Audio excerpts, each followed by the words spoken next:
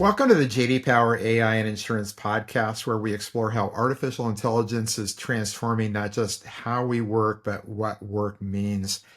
I'm your host, Michael Vermillion. Today's guest is Dr. Henna Karna, who's the co-founder and chief product and AI officer at NeuroVitals. He's also the senior fellow at Harvard University and the former global industry solutions GM for insurance at Google. At NeuroVitals, Henna is building the future of mental health using responsible, purposeful AI. And at Harvard, she's helping Fortune 100 companies and nonprofits develop the mindset, culture, and resilience to thrive in the AI era. So together, we'll explore how AI is reshaping work, leadership, and human potential. So, Henna, welcome to the podcast. Thanks so much for joining us today. Thank you for having me, Michael. And it was really nice to run into you recently. I'm very happy with what JD Power does for the industry. So happy to be here. Terrific. Yeah, it was great to meet you at that conference in Scottsdale, and you Beautiful did a great day. job on stage, and so I'm really glad we had a chance to connect. So you've led transformation at Google. You serve as a senior fellow at Harvard, and now you're the co-founder and chief product and AI officer at NeuroVitals. Maybe if we could start just by sharing your journey and what ties these experiences together for you. It's a great question. I think about that all the time. Uh, yeah, so I would say, it fortunately or just happenstance, serendipitously, I spanned three distinctly different industries. I came in from the actuarial side in the early 90s, where the only job as a math major was actuarial or a professor. So I did both. Mhm. But it led me into the government very quickly, and into the space of what we now call behavioral sciences. And so in those days, there was no real industry architecture around what does mathematics do for understanding human intelligence or emotional intelligence. When we looked at patterns and things like that, there was nothing called behavioral sciences or Mm, social physics. But in that time, in that era, we had enough perspective around what does the data tell us about the human being. We knew that, and we knew how to sort of lean into that sort of hypothesis or that experimentation point of view.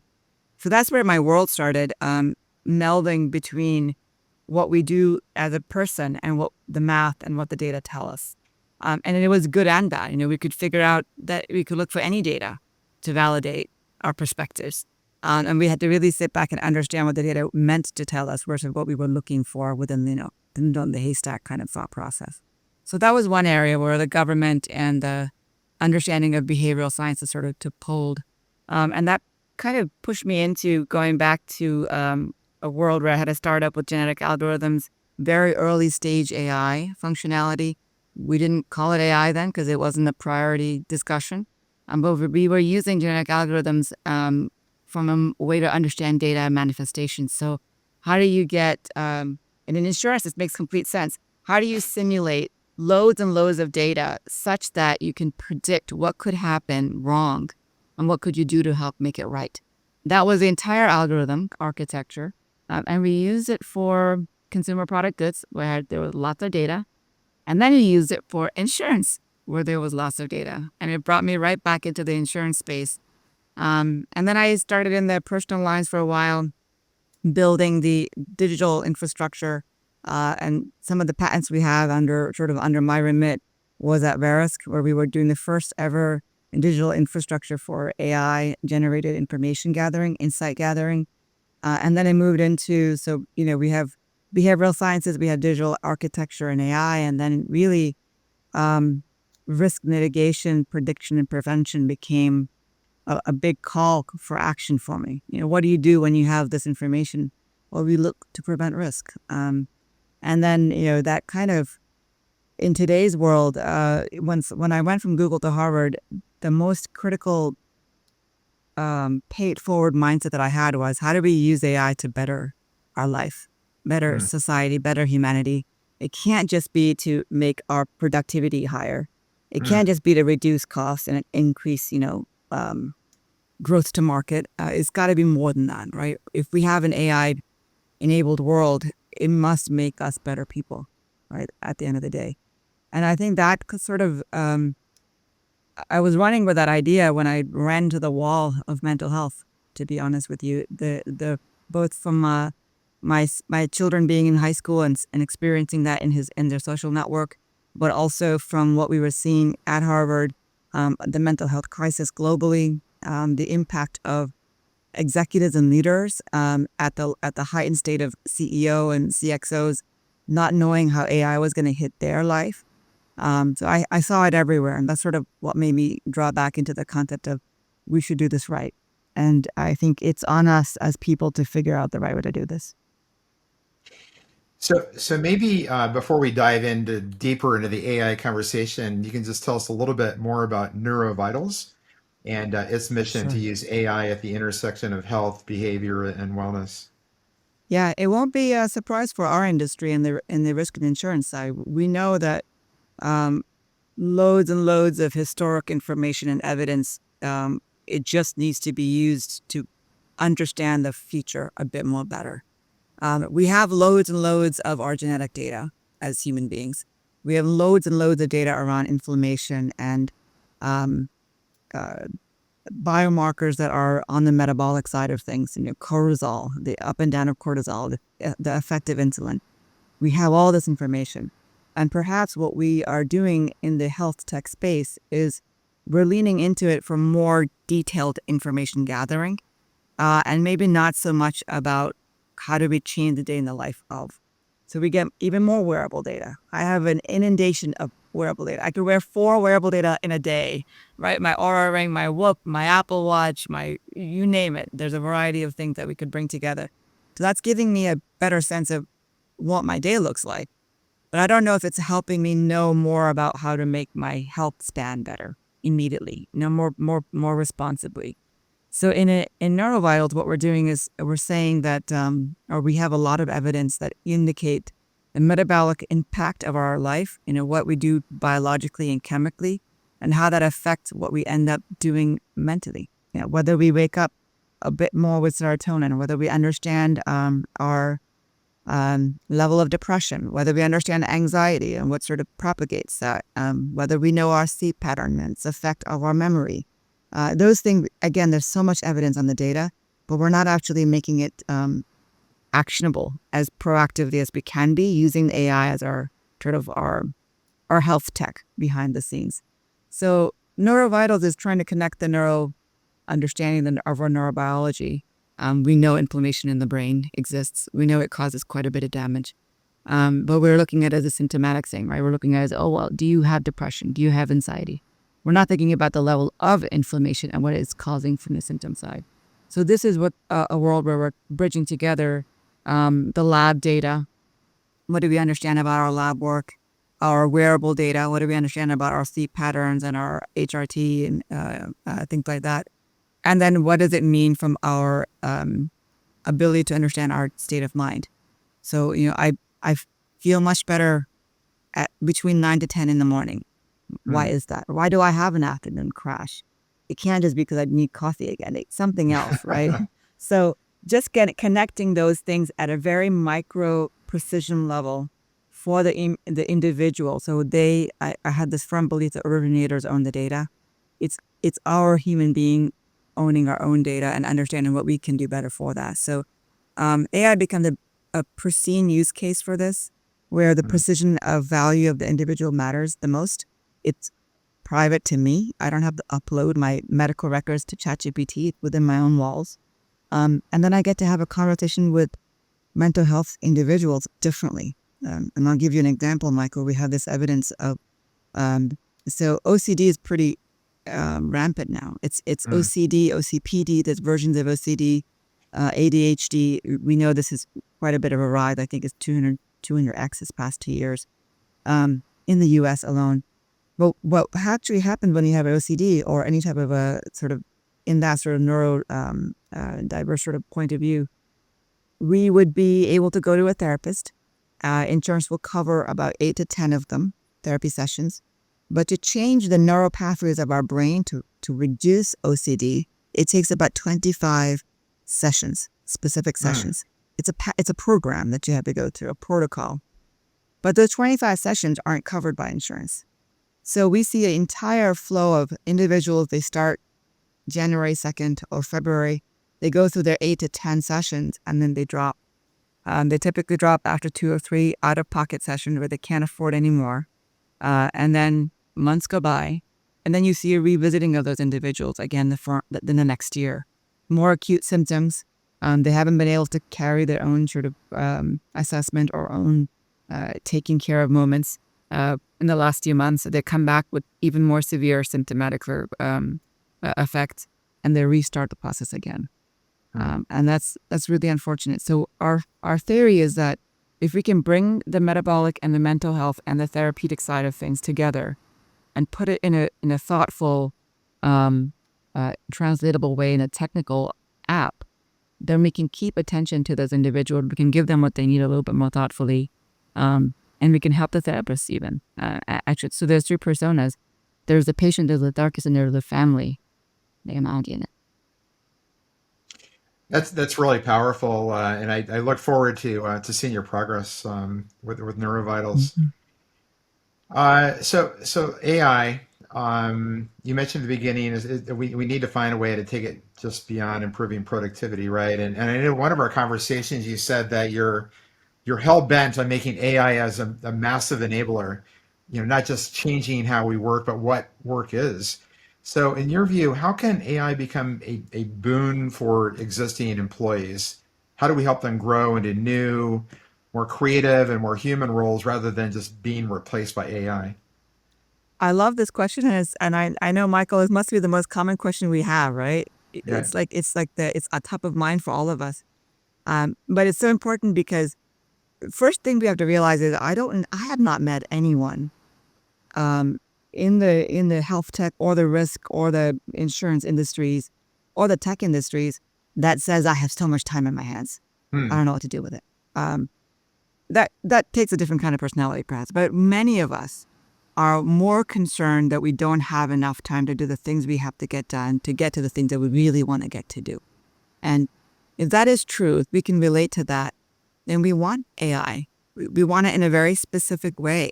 We want it to be our enabler for the things that we don't have time to do and we really don't want to get to it because it's just mundane or it's dramatic. If I'm connecting information. So, for example, in the NeuroVitals case, I have a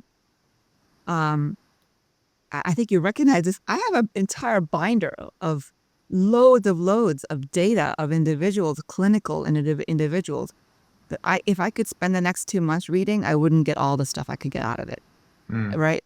But if I take that information and I connect it with an AI interface and I connect it with a 500 other people's, I might get much simpler, much more tangible pattern recognition than I probably could have on my own. So we know the usage of AI is where we don't have the capacity to spend that time. It's not that we don't have the knowledge or the capability, but we don't have the capacity. We don't have the bandwidth to do that. And that's the power. That's the power of AI. But then let's just bring it back to your question: how does it change our work? Well, I would say that if I had all that stuff in my fingerprints, I might know more at the time that I need to know it. I might make the actions much more precise, and I might be able to save a lot more lives Hmm. or make a lot more impact in the world. And if I can do all that, then more power to us. More power to those individuals working on that edge of the frontier. AI to me is not our thinking partner as much as it is our opportunity to be very discerning. It can think with us faster and more creatively, but more importantly, it helps us discern. It gives us the chance to debate Hmm. because we didn't have that time before. So now we can really spend the time saying, what are the pros and cons? What are the goods and bads of every scenario, every situation? If I added this, would it change it? If I remove this, would it change it? That's the kind of stuff that in our industry, we simulate, in the actuarial space all day long. But we Hmm. never had the bandwidth to do more of it, but we can now. So it's just the responsibility that comes with high tech. So in the work that you do with organizations, how do you see things changing just in terms of how organizations are just beginning to rethink work itself, in terms of what's getting done by humans, what's going to get done by AI, what's going to get done by both humans and AI together? Yeah, I think humans will become even more creative. I think we're gonna. I think that's the artist want to be in me talking, I suppose. But um, I got into math because I thought it was super creative, Michael. Like, if you take a math equation, there's like an endless number of ways to solve it. A simple algebra question, right? You can solve it in so many different ways. So the solution wasn't the approach, wasn't the goal. It was the approach that we took.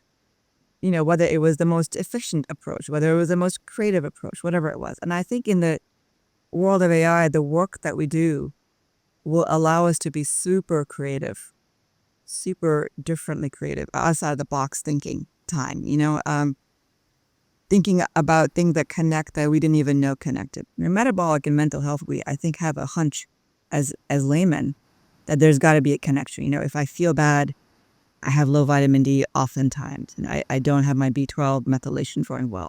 I think we can have a sense of that. Um, but now with AI, we can put proof of the pudding, and we can make it valuable to make people's lives better because of it. Same thing with, I think in general, in our industry at large, we know that there's a lot of information around disaster recovery. We know that there's a lot of information around hurricanes and typhoons, and we know there's a lot of information about mobility. But we're connecting the dots even more creatively than we could have before. A simple example, I think, in our last conference that we went to, was the territory. I like to drive pretty fast, but I'm very cautious if I'm in a school zone. Right. And I would be even more cautious if I knew there was a ER, nearby. I would know to be cautious if there was, I don't know, a bad construction site ahead of me. We know Right. all this, but to make it more reliable information, to make it more creative, tomorrow we made build smart cities completely differently because we know where people drive fast and what people shouldn't be driving fast. Like, we know that. So we may construct things very uniquely, because AI is going to give us the opportunity to be creative. The work that we do will change. Um, I don't know if I ever, you and I may not have talked about this, but the IBM punch cards, a long, long time ago, we used to punch in and punch out. And then we started, clocking hours. And then we started, logging in and logging out. Well, that's never been a good feeling for Right. anybody. And today, our work is going to, we were already having a work-life balance in flux post-COVID. Things were just getting very all-consuming. With AI, I know I could be talking to my AI bot on my phone, learning about um, climate change, and then applying that to my conversation when I go to work, and looking at the changes of the climate when it comes to risk factors. But I'm doing that on the go now, and it's going to be more sort of, I don't want to say infiltrated, but that's a negative word, or more integrated. And my mind will think differently because of it. And I hope that we get to improve people's lives because of it. Yeah, I'd love to actually build on that point, because yeah, you've already mentioned that AI is going to enable the workforce really to kind of free them up to do more thinking. Um, but what about kind of going a little bit deeper here, just in terms of how AI could potentially elevate people's even sense of purpose, and just the way they're engaging with their work and the way they're collaborating with their peers and with the industry. That's a great point.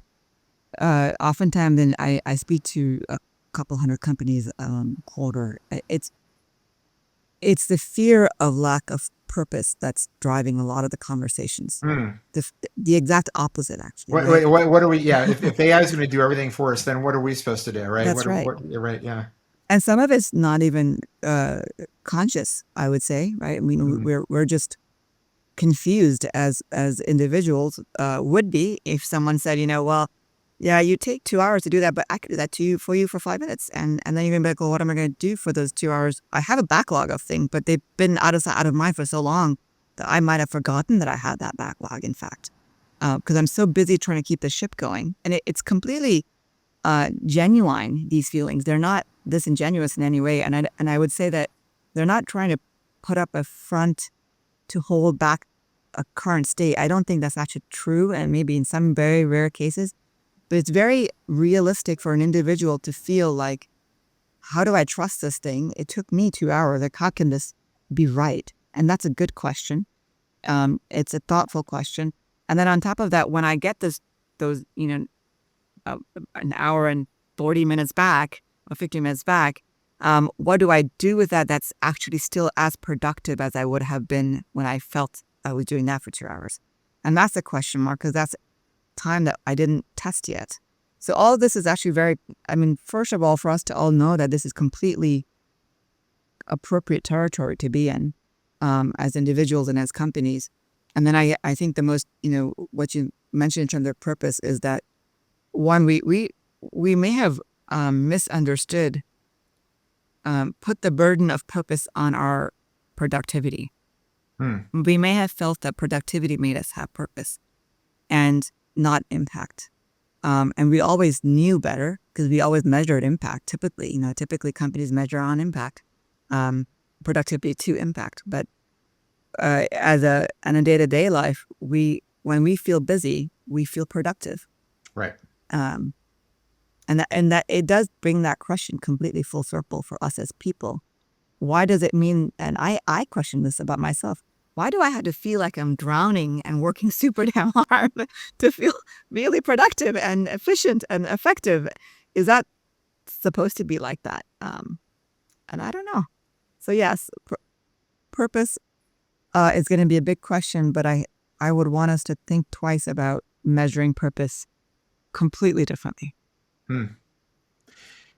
I'd like to just switch up a little bit and talk about how organizations can become kind of a learning enterprise. Like how can they just grow smarter over time? And I think in one of our conversations you had mentioned that at least in the IT side of things, you tend to just throw every few years, just throw everything overboard and start over again from scratch, and instead of just evolving. So how can a lot of leaders listen to this podcast, right? So how can leaders design a culture that includes existing employees in kind of this evolving landscape, so that they're learning with AI and not left behind by it?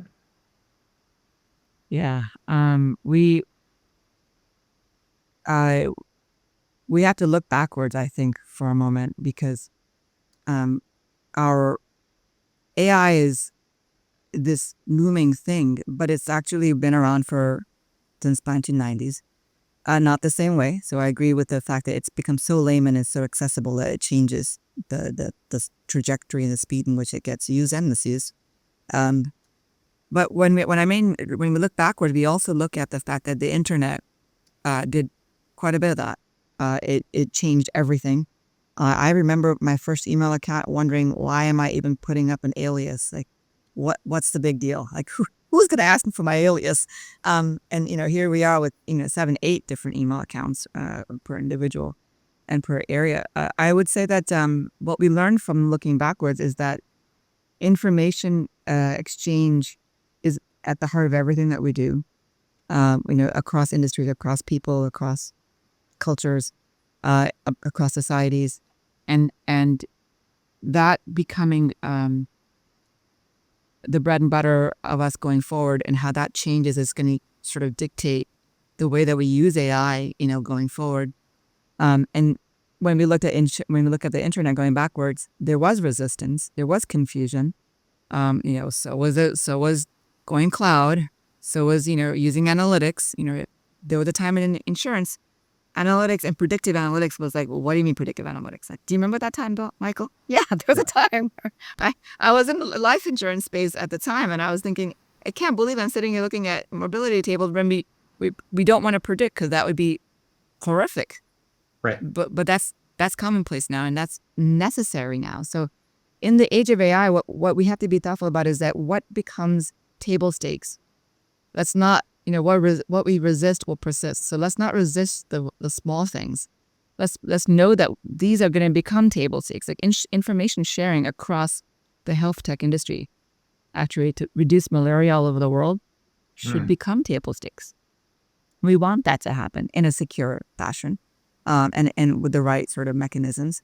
What won't become table stakes is how do we now discern fraud? How do we look at information that isn't man-made? Like how do we know that it was legit? It wasn't synthetic, and when we don't want it to be synthetic. So I think that kind of space is where our energy has to go. And when we think about AI and the best usage of it and the adoption of it, and when executives are thinking about how to learn, how to teach the larger organization, is to really say, okay, in the next 1 year, we think these 2 things or 3 things are going to be table stakes. We're not going to do data entry. I mean, my book is, by the way, all about that, because why are we doing data entry? Like, why is that still a job that we're training people on? Can we please just recognize that that is setting them up for failure, those individuals? So let's be conscious of that part. But then let's also be conscious of the part that we don't want to, we want to train even more on fraud. We want to train differently on, on simulations of information, how to discern those things. So both of those things are happening from a large scale standpoint in a company. So the biggest mistake I'm seeing though is that we're creating these, and I'm a techie, so bear with me as I say this. We're creating islands of experts. It's how I put it in the book I'm publishing it, because the islands of experts in the AI era indicate that it is for the expert to know. But there is not one person in our network that doesn't use the internet. And it won't be anybody that doesn't use AI. So sort of the taxonomy and the understanding the basic layman knowledge of AI should be everyone's, right. And that's on us. We as company, executives need to train everybody. So when we kicked off the conversation, we talked about behavioral science. So I'd like to just connect the dots back to AI, right? So what makes understanding human behavior so essential as organizations build AI-enabled workplaces? Yeah. It's such a great question, Martin, because we know that inevitably AI is going to do some of the things that we do and do it better, like connecting information. It's going to do that better because we don't have the capacity and the time to sit there and do that. It's going to, at some point, get less bias, because to take out bias in our algorithm is actually easier once we know it's there than it is to take out bias in the person. So we're going to hopefully get to a state where we reduce bias ongoing, because it's not a once and done thing. We increase knowledge connections. And that means us as human beings that are working on everything outside of all that has to then have another strength, which isn't working faster, cheaper, harder. And that strength has to be grounded in empathy. It has to be grounded on the behavioral sciences world, because what did it teach us most prominently was we as human beings have a lot of strength in understanding how we get impacted, how society changes, how culture, how we almost inadvertently express things that we believe. How does, if you think about the world of anthropology, that's why we study it, because it's sort of inadvertent. We carry that in our human sort of DNA. Knowing all of the things that we do know about humanity, it will become on us to pair that with the AI functionality, which is not human, which is technical. And so I would say, in companies, and this is my biggest topic, I suppose, is that when we get AI enabled, we have to get AI empowered. We have to create active efforts in organizations to empower our emotional quotient as greatly as we would our AI quotient, right? Our speed to value. Um, so that we know how we're discerning our information. We know the value of our company, the mission that we are on, and why it matters to the earth, to humanity, whatever we're serving as a company. And it's not to reduce profit, by the way. It's to increase profit. It's to increase relevancy of that company in today's world. So I think that's kind of important. I don't know if that was a long drawn out answer to that, but That was terrific. So just to kind of close out the conversation today, just want to get a couple of pieces of advice for leaders as they're thinking about the AI frontier and the people in the workforce. So maybe the first piece of advice, you're helping boards and executives prepare for an AI-driven future. What are the biggest mindset shifts that you see leaders needing to make, just from where they are today? yes. So the one of the biggest mindset shifts is uh, it is important to have compliance and policies, but it is very important to show and not tell, like to show your own use. Hmm. As CEOs, as executives, we are kind of like telling the IT department or the organizational tech people or business leaders to go look at this and tell me what you see. And we are not doing it ourselves sometimes. And it's so important for us to lead by example. So can we go figure that out too? Can we also say the last 3 AI things I looked at was blah, blah, blah, blah, blah? That's really important because it reduces the fear of, getting it wrong, because the boss is also going to look into it. They're also going to see what's right and wrong. And the conversations are much more thoughtful there. It's not about show me what you found and let me see if it's okay. It's about, gosh, did you see this little funny thing that I noticed? And I can change my oil in my car now because the AI told me how to do it in 2 minutes. That kind of stuff. Making it really just commonplace conversation. I think that's very critical for the culture. The second thing is the island of experts thing. If we know that a technology is going to become table stakes for the life, the life of the person, Hmm. their journey in their career, let's not shield it. Let's not make it for the few that are talented enough. Let's be realistic about it, becoming the commonplace tool for everyone. And it doesn't have to be not everyone's working on AI on the cloud, but they're using it for their own particular purposes. If it's just grammatical changes, if it's just getting slide decks done, but they're using AI so they don't feel left behind. And that changes the course of the company. Now let's be clear that we're not leaving anyone behind, unless they want to be left behind, right? Right. And I would say the third thing, I think, Michael, is that in companies that are especially on the public sector side, or that are looking at themselves to make the world better, mission driven in some way, their measurements, their KPIs should be reflective of that even more now, Hmm. because we have a different engine to get us there. So how do the KPIs change now that we have a different engine? We have it's not even a Ferrari engine, it's like a 10X, right? We talked about that Right. at the session. When the engine changes, our KPIs have to reflect that. Yeah, I mean the dashboard on a Tesla is much different than a dashboard on an F-150, right? So true. So hey, so just to finish up, I want to just touch on this idea of the partnership between minds and machines. So you said your goal is to ensure AI adoption is always people first, which means it's more of a partnership between minds and machines. So what does that partnership look like when it's working well? And then how can leaders make that real in their organizations today? Yeah. I feel like I got the AI world is like a megaphone, right? Tell me everything about blah blah blah, and it will Right. give you a whole rundown of it. And then, but by that sheer question that I asked, I'm asking to reinforce my echo chamber in some way. Hmm. So, how often can we say it's a mind plus machine combination because I want to know what I'm wrong at? Tell me why my argument doesn't work. Hmm. What would be the reason why this would not, hold if I was just spanning across 3 different countries? And not so I guess, let's do both sides of the equation. Like, what do we know that the system knows really well?